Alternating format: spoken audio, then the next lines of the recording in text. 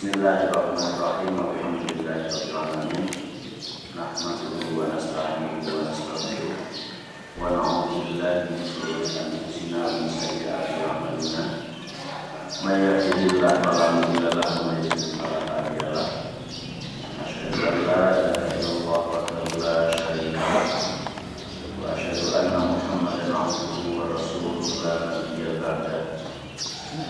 Allahumma shalli wa sallim ala Muhammadin sallallahu alaihi wasallam wa ala alihi wa sahbihi wa dzurriyyatihi wa man tabi'ahum ila yaumil qiyamah. Qala Allah ta'ala fi kitabihil karim, a'udzu billahi minasy syaithanir rajim. Ya ayyuhalladzina amanu taqullaha haqqa tuqatih wa la tamutunna illa wa antum muslimun. Ya ayyuhan nasu taqu rabbakum alladzi khalaqakum min nafsin wahidatin wa khalaqa minha zawjaha wa batha minhuma rijalan katsiran wa nisaa'a wattaqullaha alladzi tasaaluna bihi wal arham innallaha kana 'alaykum raqiba. Ya ayyuhalladzina amanu taqullaha wa qulu qawlan sadida yuslih lakum a'malakum wa yaghfir lakum dhunubakum wa may yuti'illaha wa rasulahu faqad faza fawzan 'azima. Wa la inna khairal hadits kitabullah wa khairal hadi hadi Muhammadin sallallahu alaihi wasallam wa syarrul umuri muhdatsatuha wa kullu muhdatsatin bid'atun wa kullu bid'atin dhalalatun wa kullu dhalalatin finnar. Hadirin wal hadirat rahimani wa rahimakumullah.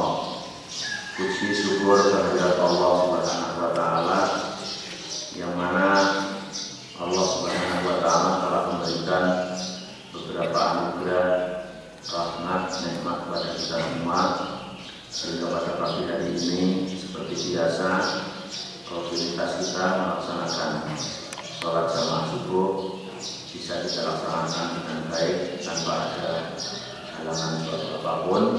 Semoga ibadah yang kita laksanakan Allah memberikan tambahan rezeki ikhlas, kemudian amal kita diterima oleh Allah Subhanahu wa taala. Shalawat dan salam semoga tercurahkan pada Nabi kita Muhammad sallallahu alaihi wasallam beserta para sahabatnya, para keluarganya, para pengikut setianya hingga yaumil qiyamah. Sampai ayat 28 ya. Mohon disimak. A'udzu billahi minasy syaithanir rajim.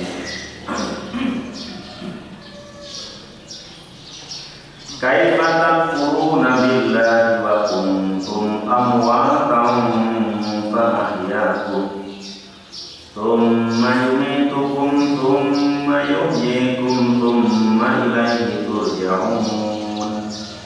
Walladzi khalaqalakum ma fil ardi jami'an thumma istawa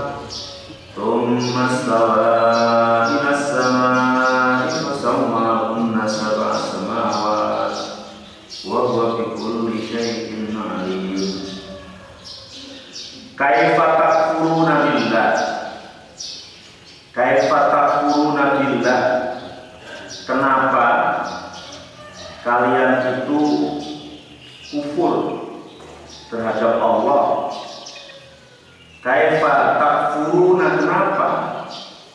Bagaimana kalian itu kufur kepada Allah? Wa kuntum amwatan fa ahyaakum, padahal kalian itu asalnya mati. Fa ahyaakum, kemudian aku hidupkan. Kamu kok masih mengkufuri Allah, masih ingkar terhadap Allah, masih tidak mempercayai terhadap Allah, padahal kalian itu asalnya mati. Wa kuntum amwatan, kalian itu asalnya mati. Fa ahyaakum, kemudian aku hidupkan. Tsumma yumitukum, kemudian kalian aku matikan lagi. Setelah aku hidupkan, aku matikan lagi. Tsumma yuhyikum, maka kemudian kalian dihidupkan kembali. Tsumma ilaihi turja'un, kemudian kepada nyawa atau kepada Allah lah kalian dikembalikan. Kenapa kalian masih mengkufuri Allah? Kalian masih mengingkari Allah? Padahal kalian itu asalnya mati, kemudian dihidupkan, kemudian dimatikan lagi, kemudian dihidupkan kembali. Setelah dihidupkan yang kedua kalinya, kemudian dikembalikan kepada Allah Subhanahu wa Ta'ala. Yaqulu ta'ala muhtajan ala wujudihi wa qudratihi wa anna kullu khaliq al-mutasarrifu fi ibadihi.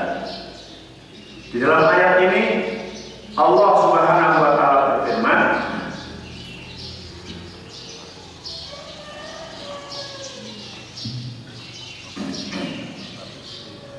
karena memberikan hujjah ala wujudihi wa qudratihi, atas keberadaan Allah dan kekuasaan Allah, menggunakan hujjah dengan ayat kaifa takfuruna billah wa anahu al-khaliq al-mutasarrif, dan Allah adalah zat sang pencipta, al-mutasarrif, dan zat sang pemelihara, menciptakan sekaligus menjalankan fi ibadih, di dalam hambanya, dengan menggunakan kata kaifa takfuruna billah.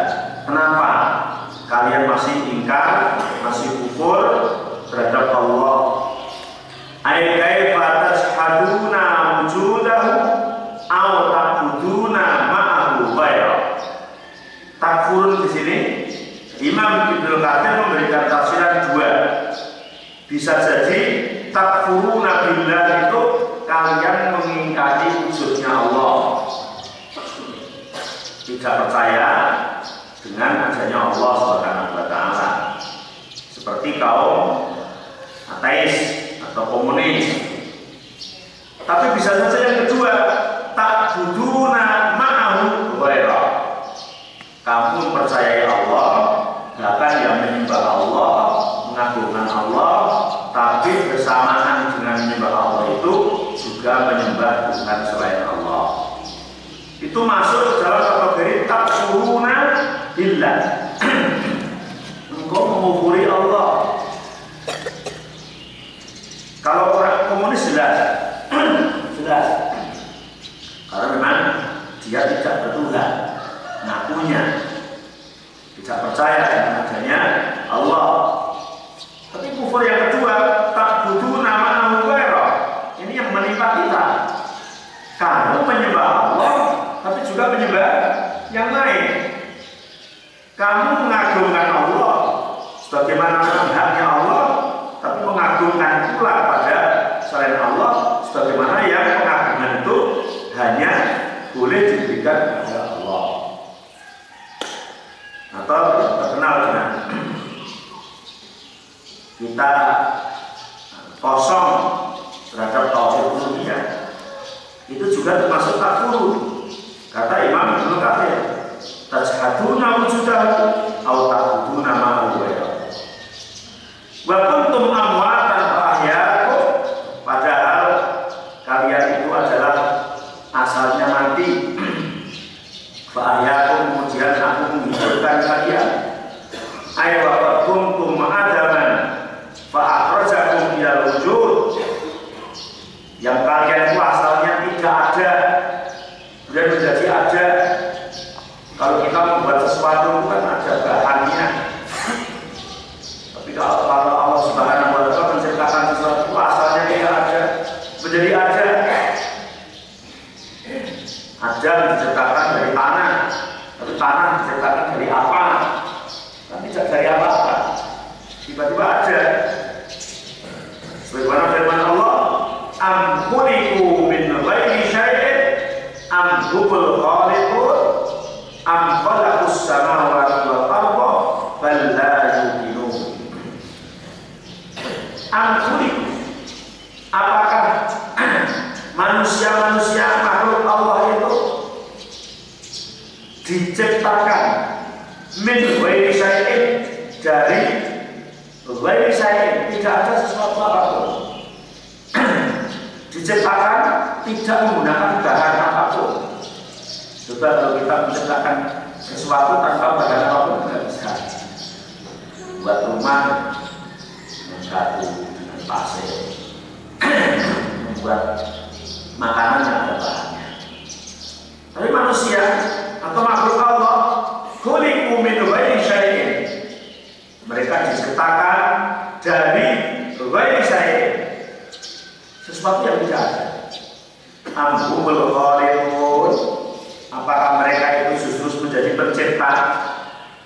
Ini dalam ilmu bahasa terkenal dengan istifham ingkari, pertanyaan yang tidak perlu dijawab, pengingkaran. Apakah manusia itu diciptakan dari sesuatu yang tidak ada? Apakah manusia itu sang pencipta itu sendiri? Ini pertanyaan yang tidak perlu dijawab, penegasan. Am khalaqu as-samawati wal ardh, apakah juga mereka itu adalah pencipta tujuh langit dan bumi? Bala yu'minun. Kenapa mereka masih tidak yakin? Kenapa mereka masih tidak yakin? Ini ditegaskan dalam ayat yang lain. Kaifa takfurun, dalam ayat yang lain menggunakan bala yu'minun. Kenapa masih tidak yakin? Buktinya masih menyembah pada selain Allah Subhanahu wa Ta'ala.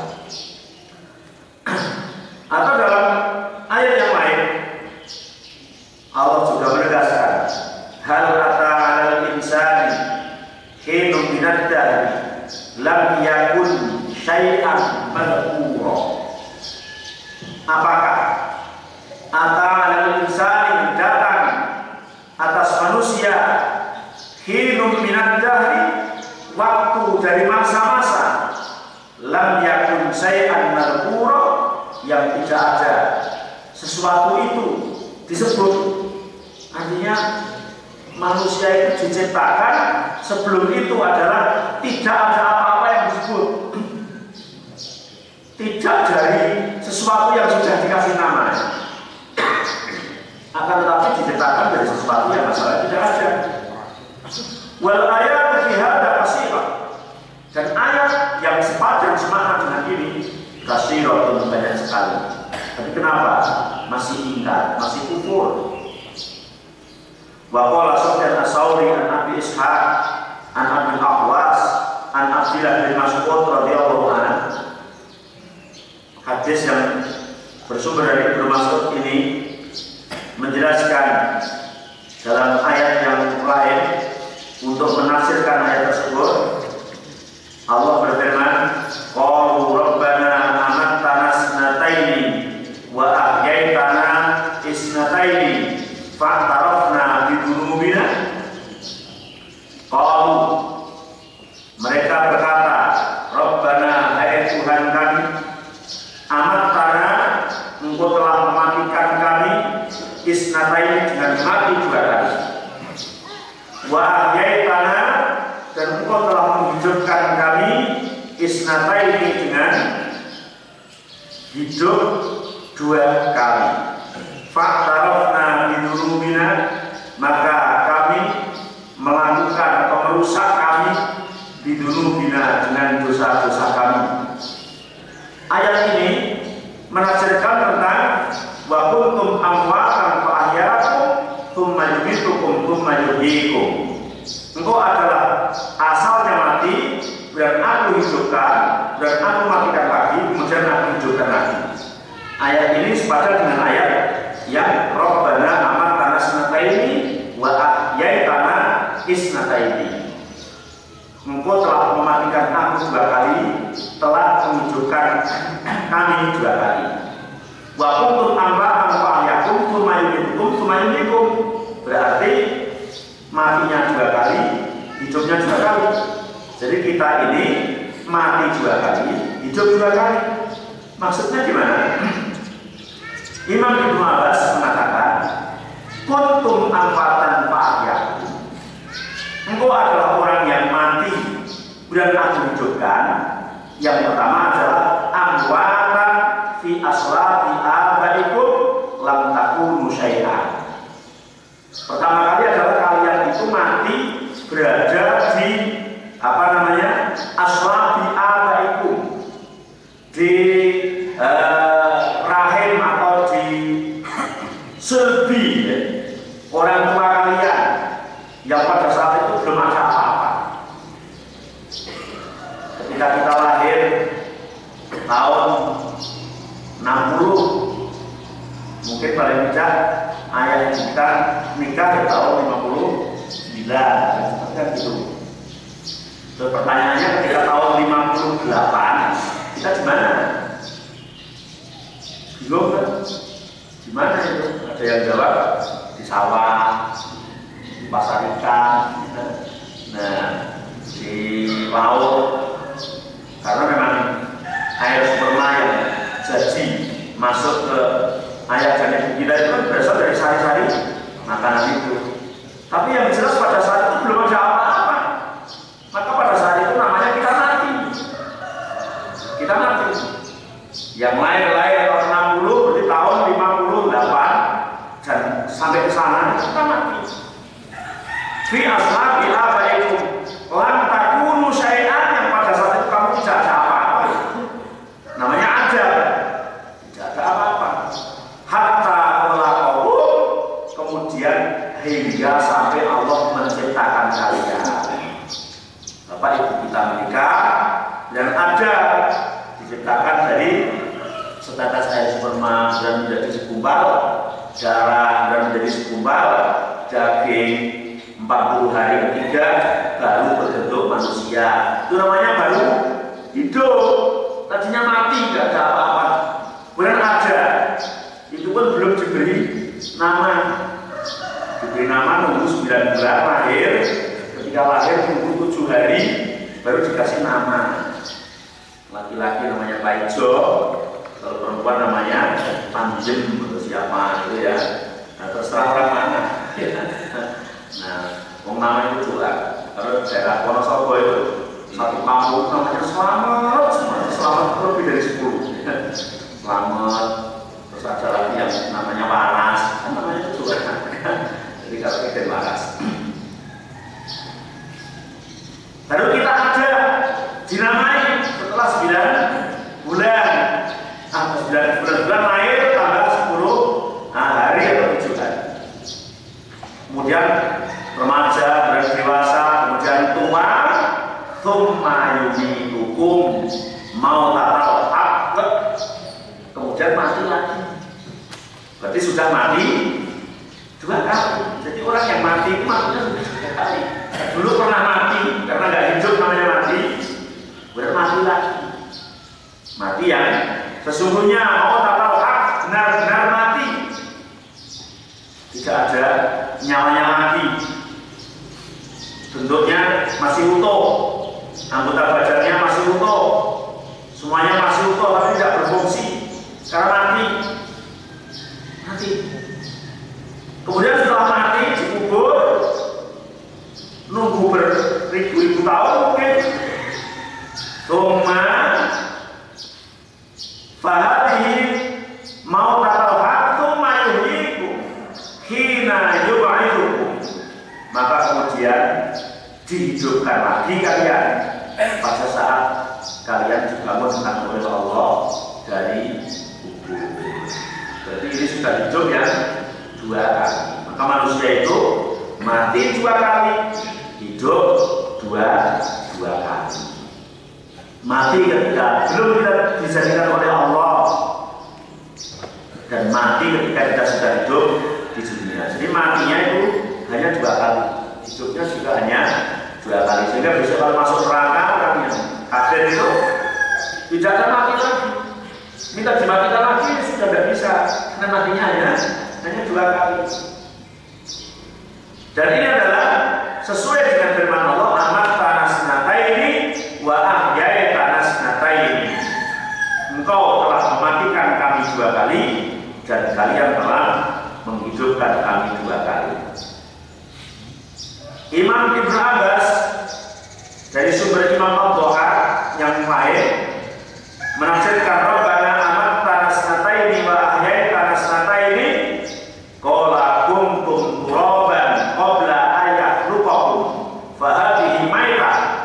Tsumma ahyakum fa khalaqakum fa hadhihi hayat. Tsumma yumitukum fa turja'una ila al-qubur fa hadhihi maytatan ukhra. Tsumma yab'atsukum yaumal qiyamah fa hadhihi hayatan ukhra. Dalam riwayat yang lain sama-sama dari Ibnu Abbas mengatakan bahwa mati yang pertama adalah kalian masih berupa tanah atau debu. Tapi yang diciptakan dari debu kan masih ada. Ini namanya kalian mati, tanah itu mati. Kemudian dihidupkan, tsumma ahyakum fa khalaqakum. Allah menghidupkan karena menciptakan kalian. Fa hadhihi hayat, itu adalah hidup namanya. Tsumma yumitukum fa turja'una ilal qubur. Maka kemudian dimatikan dan kembalian kalian digotong di bawah kubur. Fa hadhihi maytatun ukhra, dan itu adalah mati yang kedua. Jadi mati yang kita dibawa kuburan, dikubur oleh orang, itu namanya mati yang kedua. Tsumma yab'atsukum yaumal qiyamah fa hadhihi hayatun ukhra. Kemudian dibangkitkan besok di hari kiamat adalah merupakan mati yang kedua. Jadi hidupnya 2 kali, matinya 2 kali. Jika ditanyakan oleh Allah, kaifa takfuruna? Kenapa yang demikian itu kalian masih mengingkari, masih mengkufuri? Wa kuntum amwatan, padahal kalian adalah dalam keadaan mati. Fa ahyakum, maka aku hidupkan. Tsumma yumitukum, kemudian kalian dimatikan. Tsumma yuhyikum, dan kemudian kalian dihidupkan kembali. Mati, dihidupkan, mati lagi, kemudian dihidupkan lagi. Kenapa kalian masih mengkufuri, mengingkari terhadap Allah? Baik mengingkarinya itu dengan tidak mengakui keberadaan Allah Subhanahu wa Ta'ala secara total, ataupun mengingkari dan mengkufuri itu adalah ta'buduna ma'ahu ghaira. Kalian menyembah Allah tapi juga menyembah selain Allah bersamaan dengan menyembah Allah itu. Ini adalah bentuk dari kekufuran seseorang terhadap Allah Subhanahu wa Ta'ala. Wa hadza ruya as-saddi bi sanadihi an Abi Malik wa Abi Shalih wa Ibn Abbas an Murrah an Ibn Mas'ud an Nasir bin Sahabah an Abi Aliyah wa Hasan wa Mujahid wa Qatadah wa Abi Shalih wa Thaha wa Atha al-Qarrasan nahudani. Dari jalan-jalan tersebut diriwayatkan sesuai dengan apa yang telah dijelaskan tadi. Tapi ada jalan lain, yaitu yang dari Abi Shalih, dari Sufyan Ats-Tsauri, menafsirkan tentang kaifa takfuruna billahi wa kuntum amwatan fa ahyakum tsumma yumitukum tsumma yuhyikum tsumma ilaihi turja'un. Dalam riwayat yang lain disebutkan yuhyikum fil qubri tsumma yumitukum. Engkau dihidupkan di dalam kubur kemudian dimatikan. Yuhyikum fil qubri tsumma yumitukum. Engkau dihidupkan di dalam kubur dan dimatikan lagi. Jadi ada yang mempunyai tafsir seperti itu. Mati yang sekali, mati yang kita ini mati kemudian dibawa ke kubur, kemudian di kubur itu dihidupkan lagi untuk ditanya, kemudian setelah itu kemudian dimatikan lagi. Tapi ini riwayat yang kurang kuat. Imam Ibnu Jarir dari Yunus Ibnu Wahid dari Abdurrahman bin Zaid bin Aslam, khalaqahum fi dhahri Adam tsumma akhraja 'alaihim al-bisa tsumma amatahum tsumma khalaqahum fil arham tsumma amatahum tsumma ahyahum yaumal qiyamah. Kalau di tafsir yang dari Ibnu Jarir dari Yunus dari Abdurrahman bin Zaid bin Aslam mengatakan bahwa Allah menciptakan manusia itu fi dhahri Adam, di dalam sulbi Nabi Adam diciptakan. Ini mau jadi ini sampai sebanyak manusia yang ada. Tsumma aqada 'alaihim al-mithaq. Kemudian setelah diciptakan di sulbi Adam, Allah mengambil dari makhluk-makhluk itu janji, ya, mengadakan perjanjian al-mithaq. Tsumma amatahu. Kemudian setelah mengambil janji itu dimatikan kembali. Setelah dimatikan, tsumma khalaqahum fil arham. Kemudian Allah menjadikan lagi, menciptakan di dalam rahim ibu. Summa amatahu, kemudian dimatikan lagi. Summa ahyahum yaumal qiyamah, kemudian dimatikan ketika datang hari kiamat. Ini sesuai dengan kata Allah, Rabbana amartana sanataini wa ahyaytana isnataini. Tapi riwayat ini adalah Bukhari. Dari yang tua, wasahih ma taqaddama an Ibnu Mas'ud wa Ibnu Abbas. Yang sahih adalah yang dari Ibnu Abbas dan Ibnu Mas'ud. Yang dimaksud adalah sebelumnya kita mati, sebelum diciptakan itu kita mati, kemudian dihidupkan di rahim ibu, hidup ketika setelah umur 40 hari ketiga, kemudian lahir, remaja, tua, mati lagi, itu namanya mati yang kedua. Kemudian udah dikubur, nunggu hari kiamat, kemudian ketika hari kiamat dibangkitkan dan dihidupkan. Itulah insya Allah riwayat yang sahih. Yang dari Ibnu Mas'ud ini ulai kalau jamaah dan tabi'in, dan yang disepakati dari golongan tabi'in, dari para tabi'in, tidak ada yang mengingkari. Sebagaimana Allah berfirman, "Qulillah yuhyikum tsumma yumitukum tsumma yajma'ukum ila yaumil qiyamah la raiba." Ayat pendukungnya adalah yang berbunyi, "Qul katakanlah hai Muhammad, Allahu yuhyikum."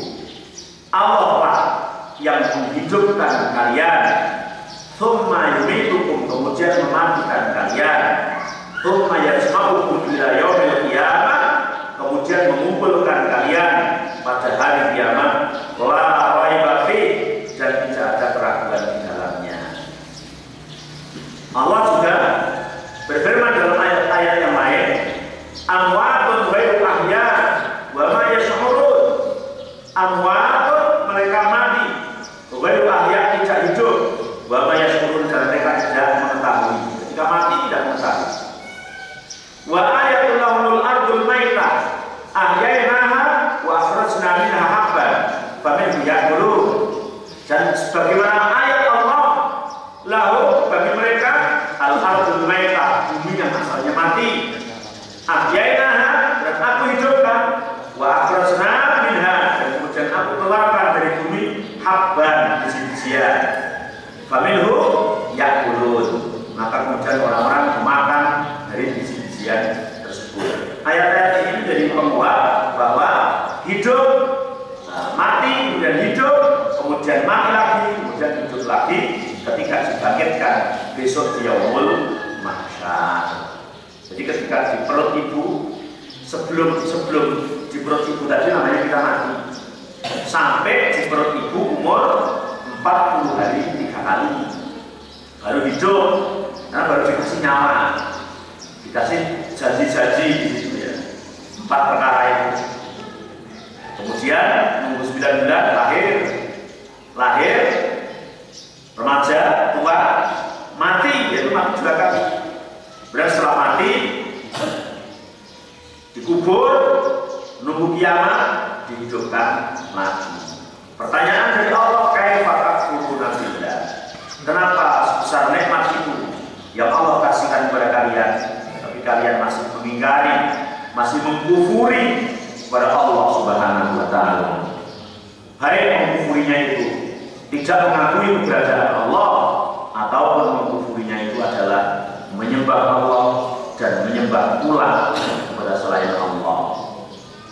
Kalau kita berkurban menyembelih sesuatu, kadang-kadang kita berkurban karena Allah, dan kadang-kadang kita berkurban menyembelih untuk selain Allah. Orang menyembelih titik, menyembelih omale, nah, itu namanya kita menyebut kepada selain Allah dan bertujuan kepada selain Allah. Tidak boleh. Namanya mempersembahkan sesuatu kepada selain Allah. Apalagi di bulan Syuro, Muharram, ya, karena adat kejawennya masih kuat, nanti perapatan-perapatan itu kadang banyak bunga, telur, ya, terus nasi kuning, ya, bumbu permintaan siapa itu? Kan Allah nggak minta kayak gitu. Berarti itu mesti permintaan Tuhan selain Allah. Kalau kemudian kalian memenuhinya, berarti mengorbankan sesuatu diberikan kepada Tuhan selain Allah. Nah, kayak begitu adalah bentuk pengingkaran dan pengkuburan terhadap Allah Subhanahu wa Ta'ala. Mungkin kemarin pas tanggal 1 Suro atau nanti pas tanggal 10 ada lagi dengan cara nanggap wayang. Nukur danyang ini orang ditanggapi wayang mau ngamuk. Nek ngamuk banyu angel, sumur-sumur doasa, dua jelu ya untuk orang banyune. Nanti kudu nanggap wayang, dalangnya kudu sapa jenenge apa lah ya. Lakone lakon Semar Mesem. Apa gitu ya. Nah, itu namanya juga mempersembahkan sesuatu kepada selain Allah. Kemarin ada yang tanya, Ustaz mau tanya, wayang itu kan ciptaannya Sunan Kalijogo. Sunan Kalijogo itu kan wali. Kemudian kita itu kan niru ajarannya wali, niru ajarannya ulama. Itu kenapa kok dilarang? Pertanyaannya itu langsung kenapa kok dilarang? Pertanyaannya itu boleh atau tidak? Oh, nah terus saya jawab, wayang itu adalah kalau itu benar dari Sunan Kalijogo, saya juga tahu dari sana benar atau tidak. Ya, kalau benar dari sana, wayang itu adalah sarana. Sarana itu bahasa Jawa ini apa ya? Jadi alat, sarono.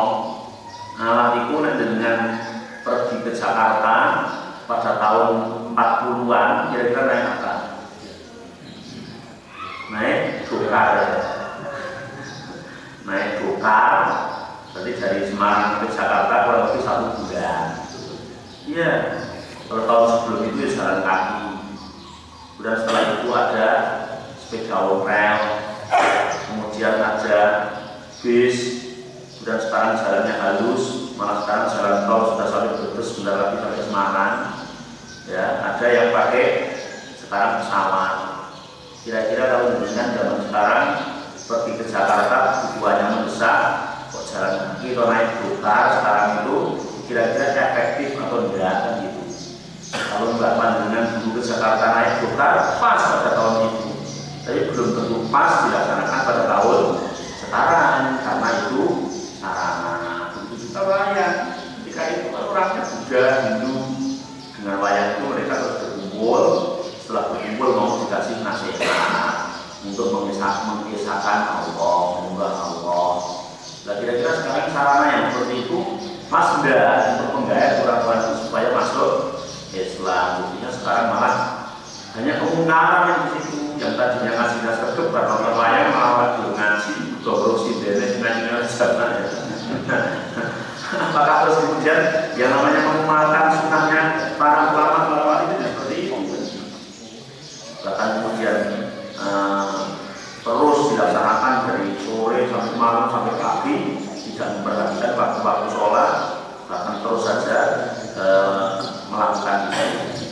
Apakah mas ketika sarana itu dilakukan seperti itu? Jadi sarana. Terus kalau tujuannya justru untuk menolak bahaya tadi, mempersembahkan sesuatu kepada danyang dan lain sebagainya, maka itu adalah bentuk pengingkaran. Kaifa takfuruna billah wa kuntum amwatan fa ahyakum.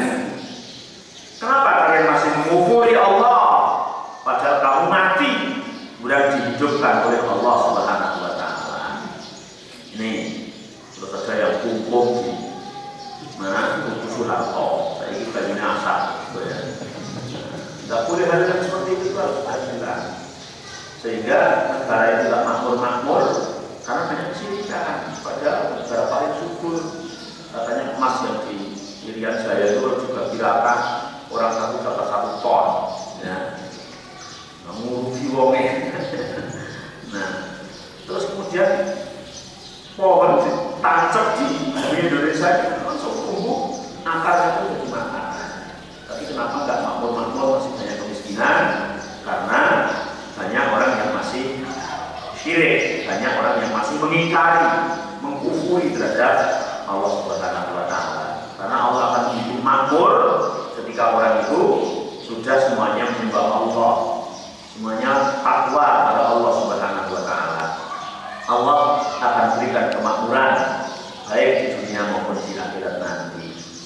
Nah, peringatan ini kaifa takfuruna billah adalah sebuah pertanyaan yang supaya kita berhati-hati, supaya kita waspada dalam hal-hal yang sifatnya menjerumuskan kita ke dalam kekufuran maupun kesyirikan, menjerumuskan kita ke dalam lembah yang paling hina, justru yang akan menyeret kita ke dalam neraka jahanam. Na'udzubillah tsumma na'udzubillah.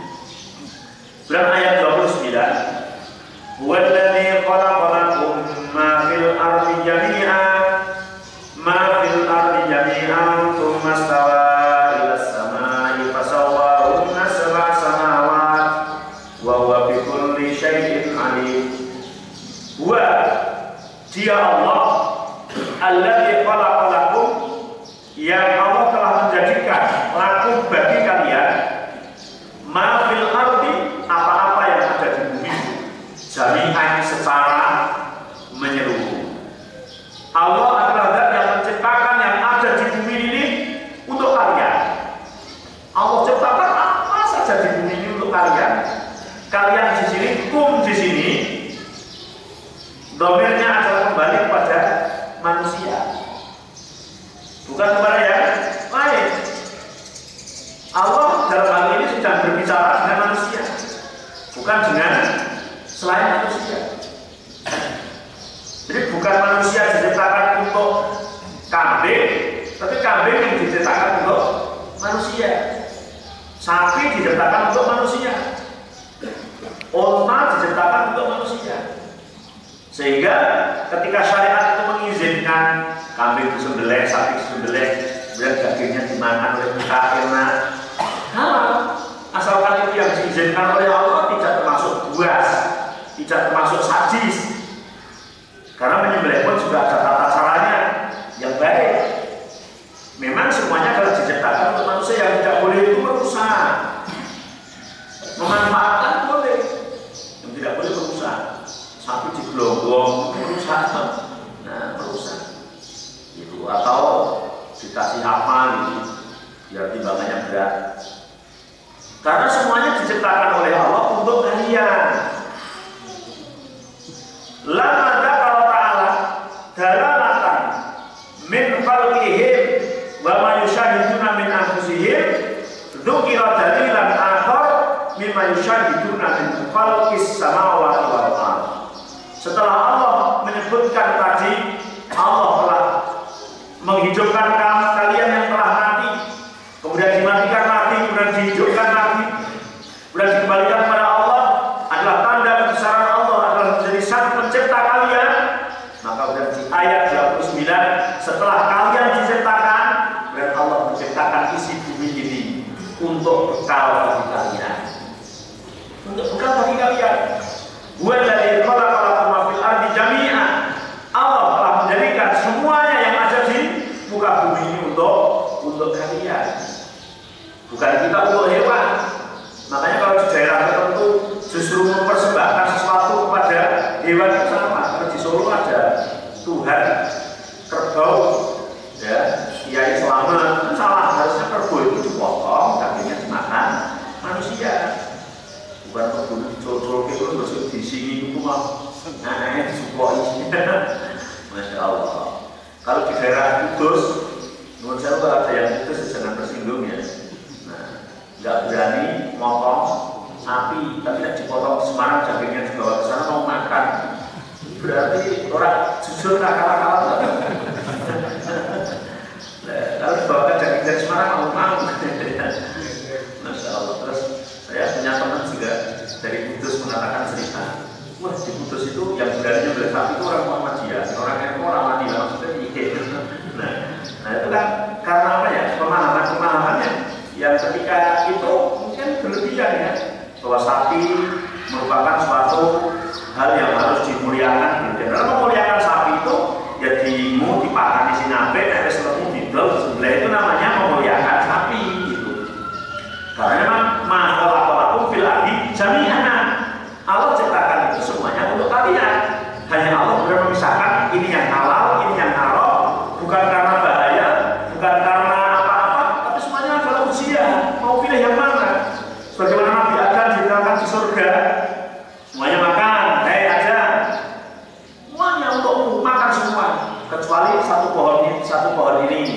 yang tidak boleh kamu makan. Sebetulnya nggak masalah makan itu, tapi yang jadi permasalahan karena dilarang kenapa dimakan kan gitu.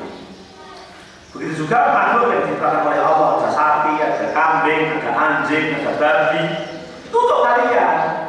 Tapi ini sebagian yang halalkan, diperbolehkan, dan sebagian ini yang dilarang. Hanya kalian mau melakukan yang diperintahkan, meninggalkan yang dilarang, atau sebaliknya.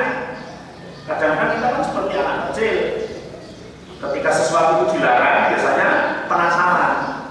Anak kecil aja menek ngono kan, kok tiba malah orang-orang menek. Bapak marah itu mesti harus sesuatu, kan begitu ya. Nah kadang-kadang kita begitu, yang dilarang itu penasaran. Ini sama saja, daging sapi dengan daging babi sama saya kira rasanya itu ya sama saja dagingnya. Bahkan daging babi dimasak nganggo resep apa Pak? Resep ya, nah nasi kebuli itu mungkin lebih enak daripada daging sapi mungkin. Tapi ini bukan masalah enak dan tidak enaknya. Yang haram ya tetap haram, yang halal ya tetap halal. Ketika kita melaksanakan yang halal maka berpahala, ketika kita melakukan yang diharamkan jadi berdosa karena melakukan yang dilarang oleh Allah Subhanahu wa Ta'ala. Tapi yang jelas semua itu diciptakan oleh Allah untuk kalian. Pepohonan, gunung, air. Coba kalau air, masa sekarang saya kemarau berapa bulan ini, ya air sudah menjadi masalah utama. Padahal seumur hidup kita selalu menggunakan air. Kelangkaan air yang lain adalah kesalahan manusia. Salahnya ada dua, bisa jadi salah secara kauni, bisa juga salah secara syar'i. Salah secara kauni, memang karena penduduknya semakin banyak, duduk sumur seru-seruan, gitu ya. Dulu di tahun sekitar 90-an di sekitar Semarang, daerah kampung-kampung itu sumur paling 6 meter, 7 meter paling dalam. Sekarang sudah 9, 10, bahkan belasan, kadang-kadang airnya sudah habis. Kemudian pembakaran hutan sembarangan, penebangan hutan sembarangan, hutan hanya pada gundul, disuruh nanam kita tidak mau, sehingga air tidak bisa disimpan di perut bumi. Itu salah secara kauni, secara aturan itu kita salah. Aturannya kan kita itu harus menanam. Bahkan Rasulullah pernah mengatakan kalau tahu besok itu kiamat, sementara di tangan itu ada pohon, maka akan aku tanam. Tapi hadis yang seperti itu kadang tidak diamalkan kita. Ngerti nek esuk arep mati ora cerita ketok saiki. Begitu tak balik. Nah, ngerti nek esuk arep mati gitu. Ono wit sing gede, ora oleh orang sing ketok. Nah, padahal harusnya kan nanam gitu ya. Itu sama secara kauni. Kemudian apa namanya? Pembakaran yang berkepanjangan, kemudian berbanyak-banyak membuat rusaknya atmosfer. Kemudian kalau atmosfer rusak, kemudian hujan tidak turun secara teratur.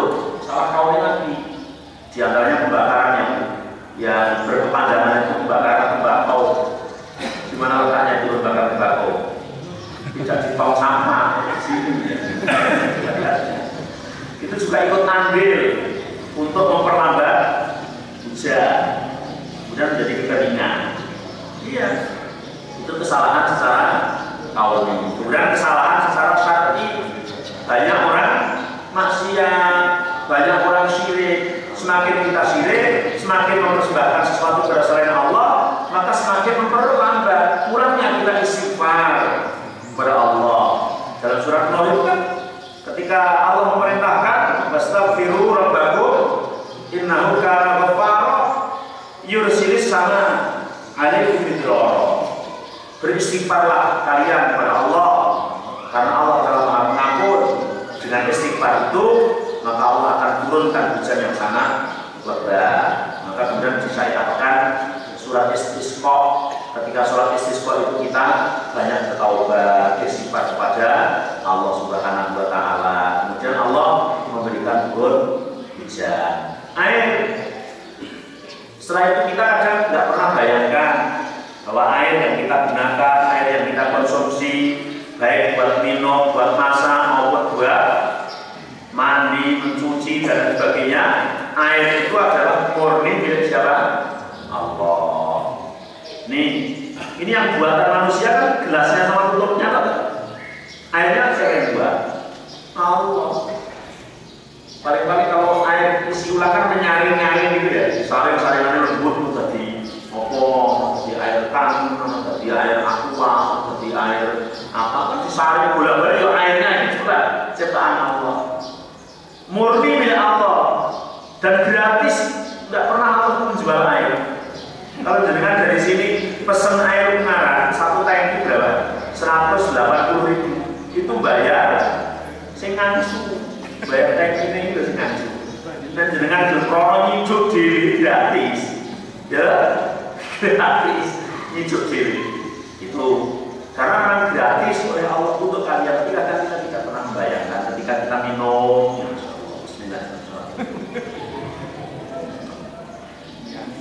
kan harus dirasakan air putih masuk mulut, masuk tenggorokannya Allahnya, nikmat sekali ya Allah.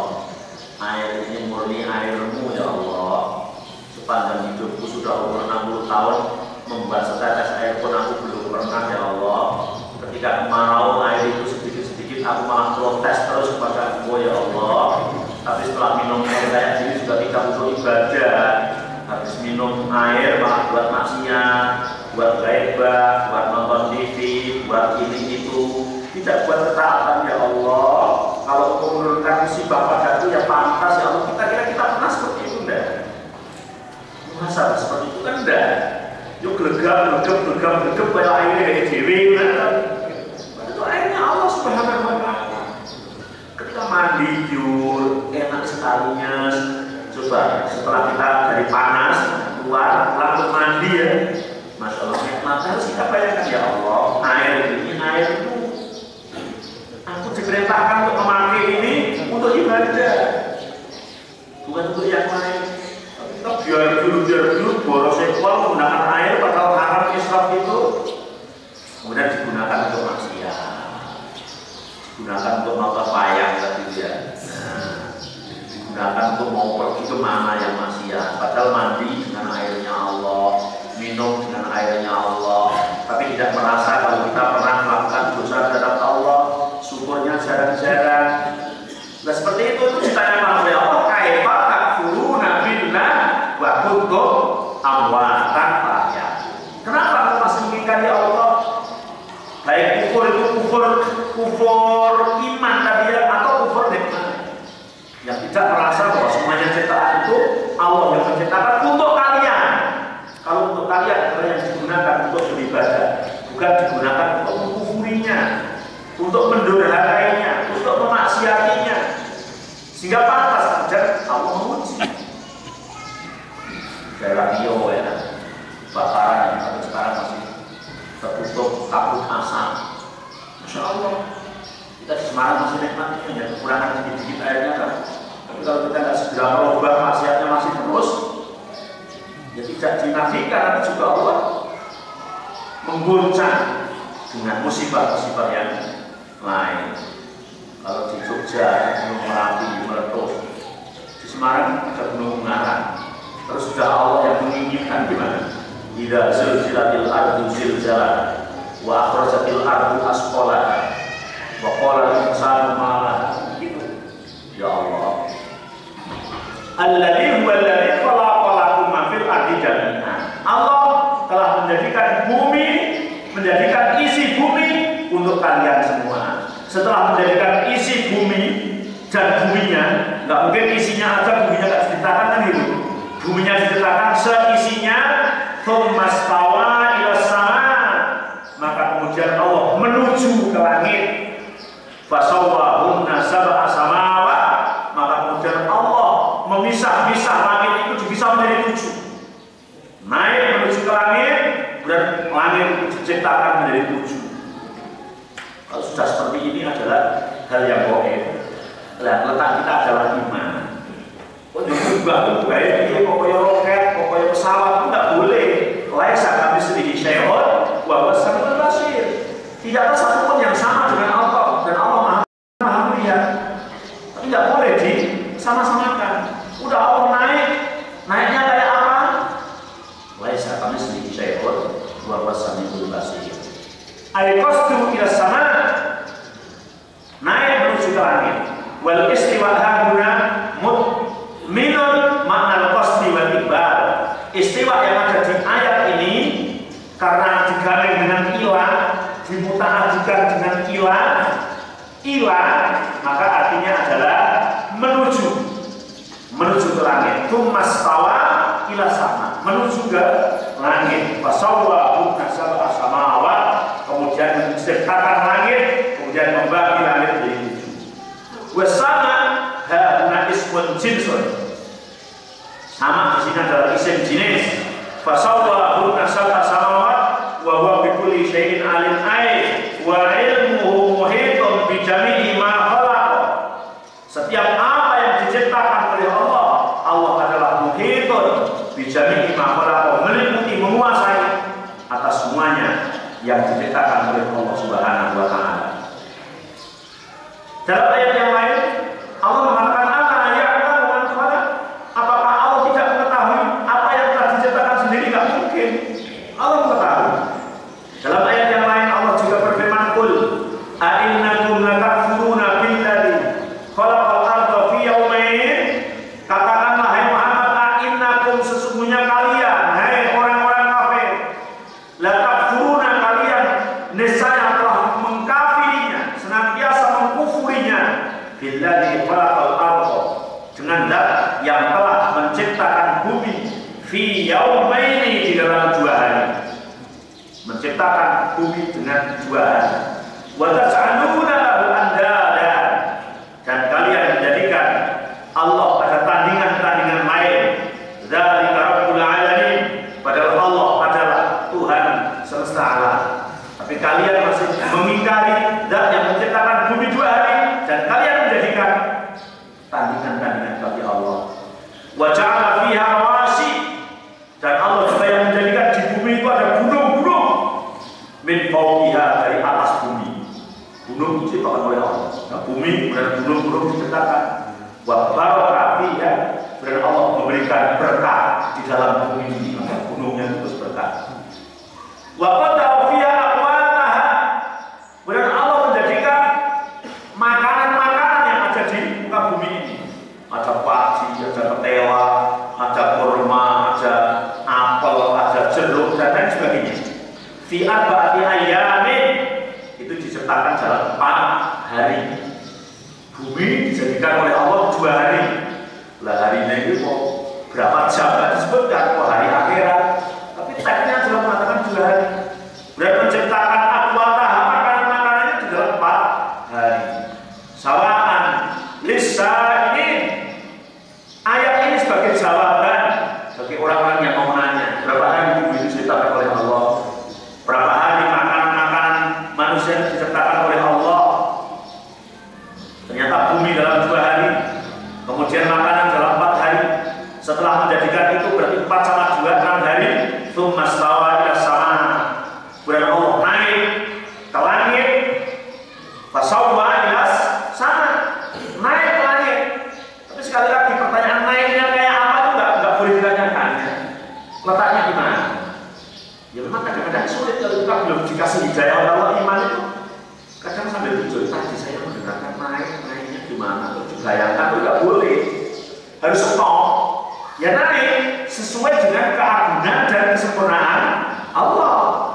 Mau naik itu antara naik satu dengan naik yang lain itu belum bisa beda. Naik itu belum tentu dari bawah ke atas, ada kelas 1 di atas, tapi kelas 6 di bawah.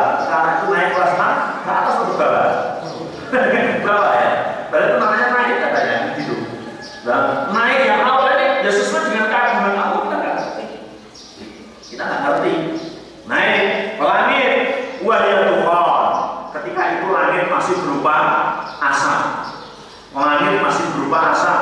Faqalaha walil ardi. Kemudian Allah berfirman kepada langit dan kepada bumi, hai langit dan bumi, i'tiya tau'an au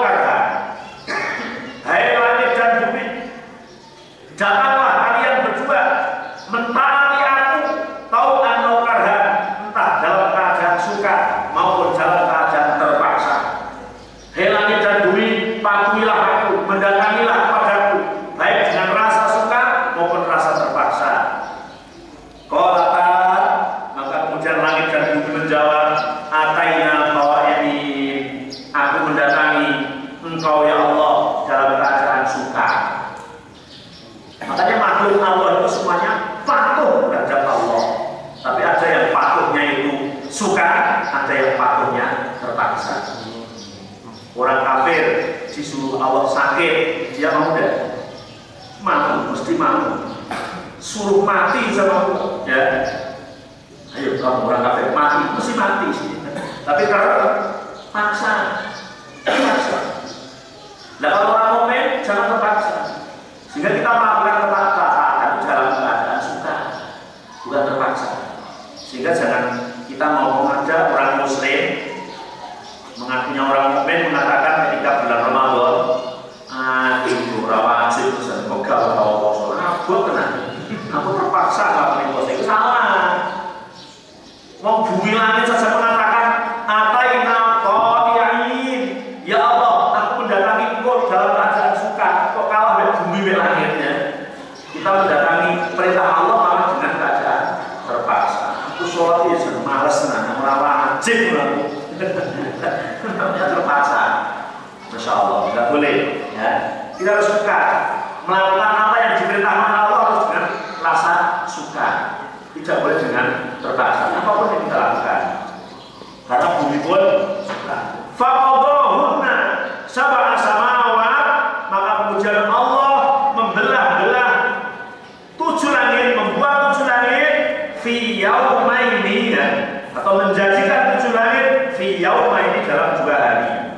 Jadi di bumi tadi adalah bumi 2 hari, makanannya 4 hari, berarti langit 2 hari. Itu jadi berapa? 6 hari. Senin, Selasa, Rabu, Kamis, Jumat, Sabtu. Hari itu 7 atau 6? 7 ya. Penciptaannya adalah 6 hari. Wa auha fi kulli sama'in amaraha. Maka kemudian Allah memberikan wahyu di dalam setiap langit itu dengan perintah-perintahnya, dikasih wahyu langit-langit itu. Wa zayyana sama dunya bimasabi. Kemudian langit-langit dunia aku hiasi dengan bintang-bintang. Wa hifdzan, dan kemudian aku jaga dengan sebaik-baiknya. Dzalika taqdirul azizil alim, yang demikian itu adalah takdirnya, kekuasaannya, zat yang maha gagah dan maha mengetahui. Fakihada, di dalam ayat ini, ayat yang telah disebutkan tadi, dalalatun ala annahu ta'ala ibtada'a bi khalqil ardi awalan. Dalam ayat ini menunjukkan Allah menjadikan bumi itu awal. Sebelum langit diciptakan, bumi dulu diciptakan, kan gitu. Bumi dulu diciptakan. Tsumma khalaqa samawati sab'an, dan menjadikan 7 langit. Hadza sa'dul bina ayabda'a bi imarati asfalihi tsumma alihi badalati. Ini adalah hukum pembangunan. Membangun sesuatu itu mesti dari bawah dulu, kemudian ya atas, pondasi dulu, kemudian dinding, kemudian baru atap. Mungkin atapnya dulu harus ada tiongkok. Nah, ini hukum pembangunan. Mungkin terus arsitek ngaji dari ini, diambil ilmu arsiteknya. Allah menjadikan bumi dulu, setelah itu isi-isinya, setelah itu baru atapnya, yaitu langit. Dalam ayat ini menunjukkan seperti itu. Waqad syarahal mufassirin bidzalika kama sanadkuru, dan nanti insyaallah juga akan ditafsirkan tentang itu kalau sudah sampai ayatnya. Ini kan baru mengambil ayat ini untuk menafsirkan huwallazi khalaqalakum fil ardi jami'an tsumma stawa ila sama fasawwahu sab'a samawat. Ayat itu untuk menafsirkan ayat ini. Kemudian di dalam surat yang lain juga masih berkaitan dengan ini, Allah berfirman, "A'antum asyaddu khalqan amis samaa'i banaha." A'antum, apakah kalian asyaddu khalqan, yang lebih berat penciptaannya, amis samaa'i banaha, apakah langit yang telah Allah bangun? Kira-kira kalau dibandingin pertanyaan Allah, Allah menjadikan 7 langit dengan menjadikan kalian itu berat mana kira-kira? Ya mesti berat yang lebih besar. Kenapa kalian kadang masih ingkar bahwa kalian akan diciptakan oleh Allah? Rafa'a sab'aha fasawwaha. Allah mengangkat bangunannya, kemudian mengatur dengan aturan-aturan yang sangat-sangat istimewa. Bangunannya ditinggikan sehingga roket pun menuju ke sana itu lama. Kita naik pesawat itu juga tidak sundul langit, tidak sundul langit, tidak sampai langit. Ternyata sampai mendung, nggak lihat bawah, tapi belum sampai ke langit. Ditinggikan. Wa qashalaiha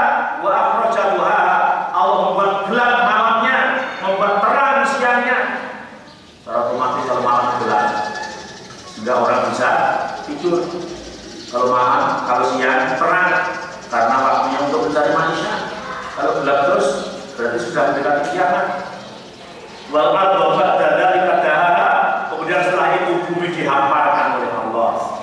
Setelah Allah membuat langit, membuat bumi, membuat malam siang, bumi dihamparkan. Setelah bumi dihamparkan, akhraja minha ma'aha wa mar'aha. Kemudian Allah mengeluarkan airnya, mengeluarkan tumbuhan-tumbuhannya.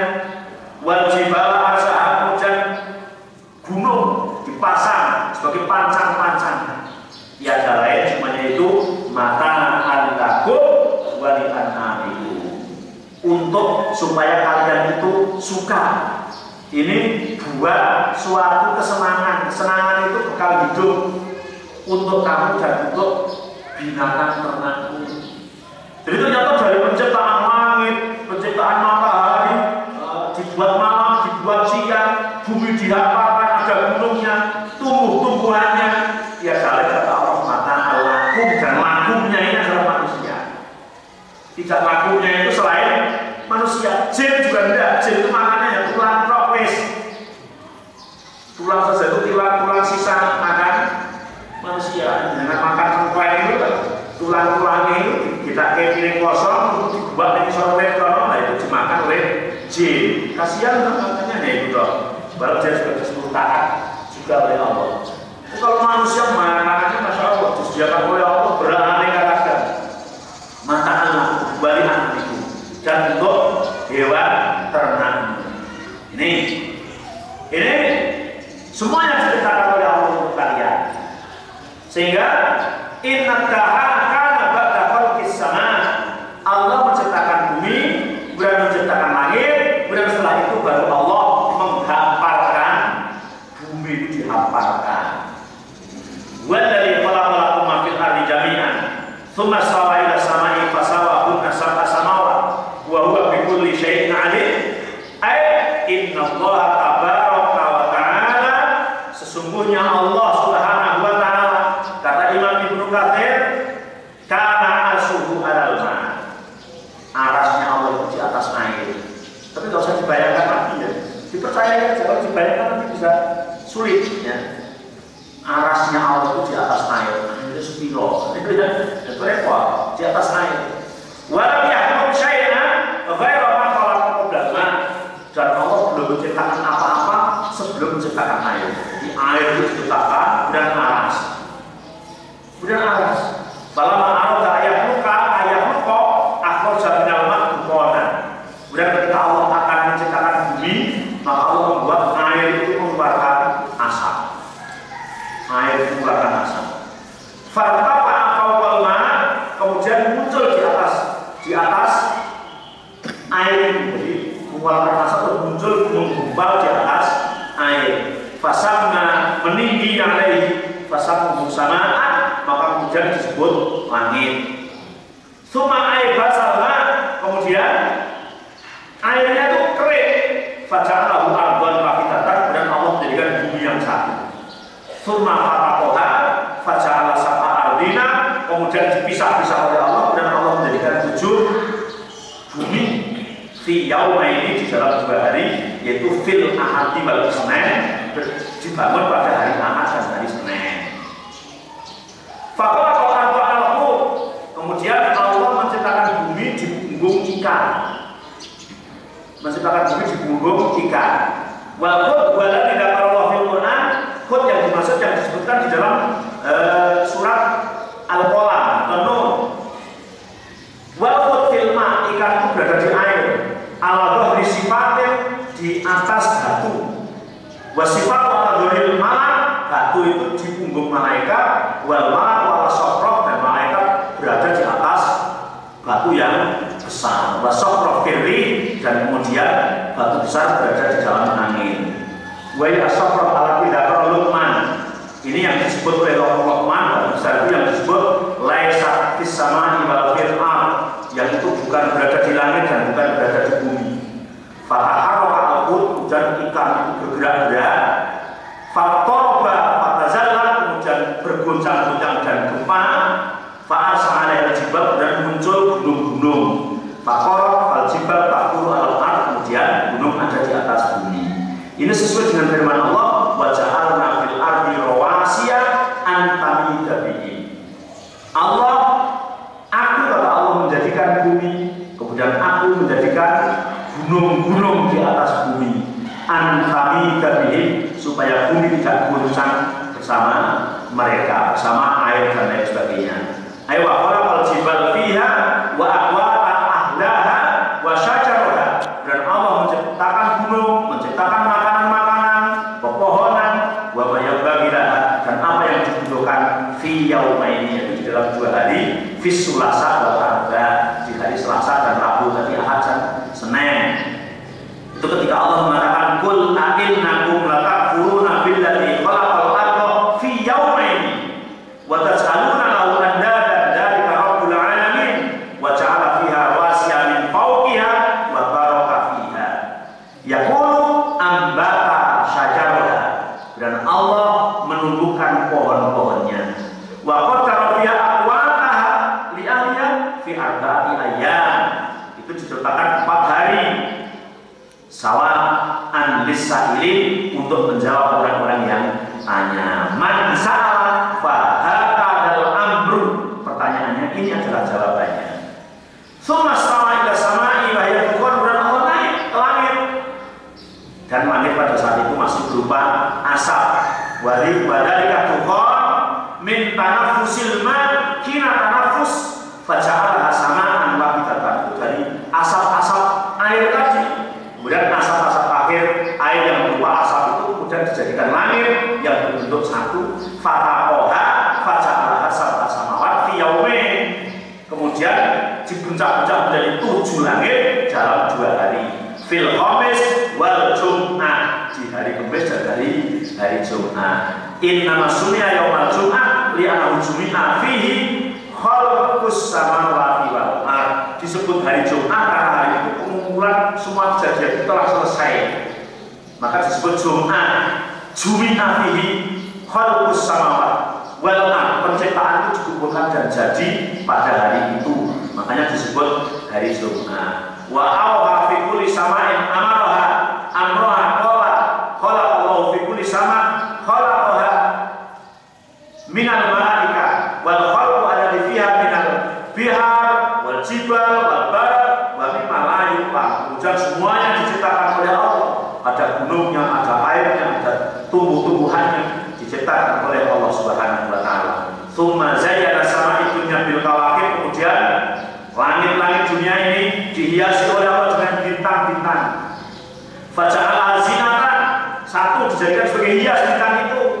Di samping juga tuhfalu minas syayatin, untuk menjaga dari setan supaya tidak naik ke langit. Falamma faragha min khalqi ma habba istawa al-ars. Kemudian setelah ini penciptaan itu selesai semua, dan Allah beristiwa di atas ars. Khalaqas samawati wal ardh fi sittati ayyam tsumma istawa al-ars. Allah menciptakan ini dalam 6 hari, kemudian beristiwa di atas aras. Ini tentang penciptaan fasawwahunna sab'a samawat wa huwa bikulli khalqin wa huwa bikulli syai'in alim. Dan Allah atas segala sesuatu adalah mengetahui. Hal yang demikian ini semuanya adalah untuk manusia, tapi yang menjadi pertanyaan, kenapa manusia itu semuanya masih mengingkari, masih mengkufuri, masih mengagungkan, masih menyembah kepada selain Allah Subhanahu wa taala. Maka dengan ayat 28 dan 29 ini adalah peringatan keras terhadap kita supaya kita senantiasa dan selalu menyembah, mengagungkan hanya kepada Allah Subhanahu wa taala. Jangan sampai terketik sedikit pun dalam hati ini untuk melakukan kesyirikan, walaupun hanya sekedar ucapan atau sekedar keyakinan atau sekedar suatu hal yang sebetulnya sepele yang menjadikan kita terjerumus ke dalam berbagai kesyirikan. Semoga Allah melindungi kita, memberikan pertolongan kepada kita tetap selalu berada di dalam ketauhidan dan dijauhkan dari kesyirikan. Amin ya rabbal alamin. Sekian, persilakan kalau ada pertanyaan.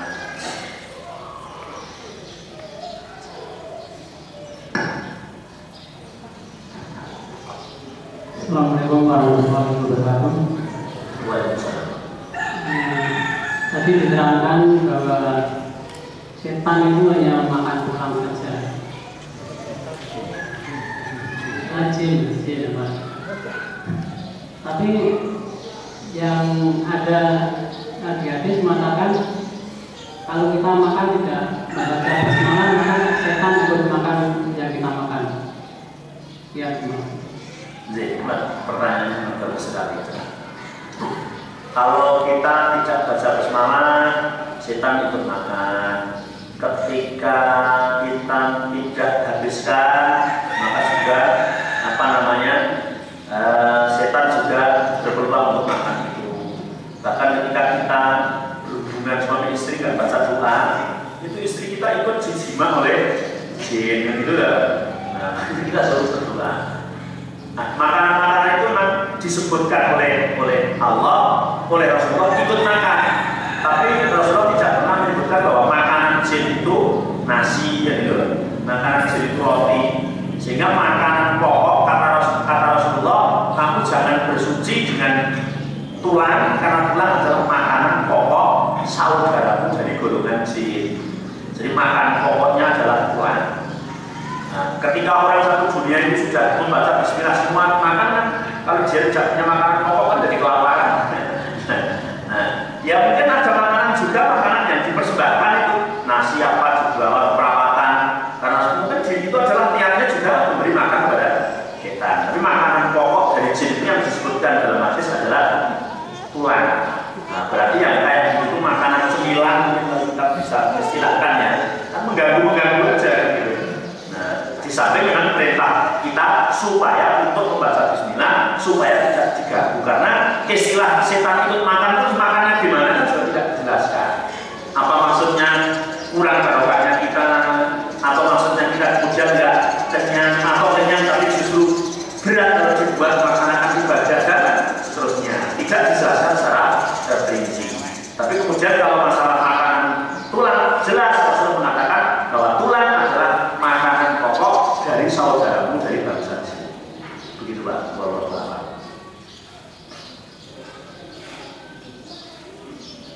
Ada lagi?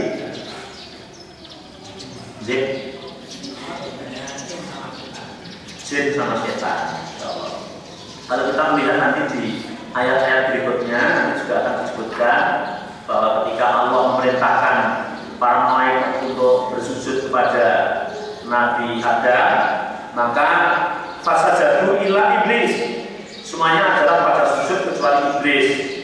Dalam ayat berikutnya disebut bahwa minal jin, iblis itu adalah golongan dari jin. Tapi ada juga penafsir lain yang mengatakan iblis itu bagian dari malaikat, karena yang diperintah itu malaikat. Nah, malaikat yang mengatakan, tapi yang kuat mengatakan bahwa iblis itu adalah bagian dari jin. Maka jin sama iblis itu sebetulnya sama. Hanya kalau iblis itu pasti kafir, dari golongan jin yang pasti kafir. Tapi kalau jin ada yang mukmin, ada yang kafir. Tapi kalau setan adalah sifat. Karena Al-Quran juga mengatakan bahwa musuh-musuh Nabi dan musuh kaum mukminin itu adalah syayatinal insi wal jin, setan manusia dan setan jin. Jadi ternyata manusia pun bisa jadi setan, jin juga bisa jadi setan. Maka yang dimaksud setan adalah perbuatan jelek. Perbuatan jelek itu bisa menempel, menyatu kepada jin, bisa juga menyatu kepada manusia. Maka setan adalah sifat, bukan zat. Tapi kalau jin itu adalah makhluk, betul-betul makhluk. Iblis juga makhluk, tapi iblis itu jin yang menyatu dengan sifat setan. Kalau jin, ya ada yang benar, ada yang salah. Nanti di surat jin itu waminal muslimun, waminal qasitun, ada yang muslim, ada yang tidak muslim. Jadi kalau perbuatan yang jelek itu adalah setan, maka setan manusia juga banyak. Manusia yang kelakuannya tidak benar, sering membangkang perintah Allah, malah melakukan larangan-larangan Allah, maka berarti manusia itu telah bersatu dengan setan. Maka setan adalah sifat, dan manusia dan jin adalah zat atau makhluk yang makhluk, jenis makhluk gitu ya. ada wujudnya. Walaupun jin kayak apa itu kita belum pernah lihat, tapi jelas ada wujudnya. Tapi kalau setan adalah sifat kejelekan. Wallahu a'lam.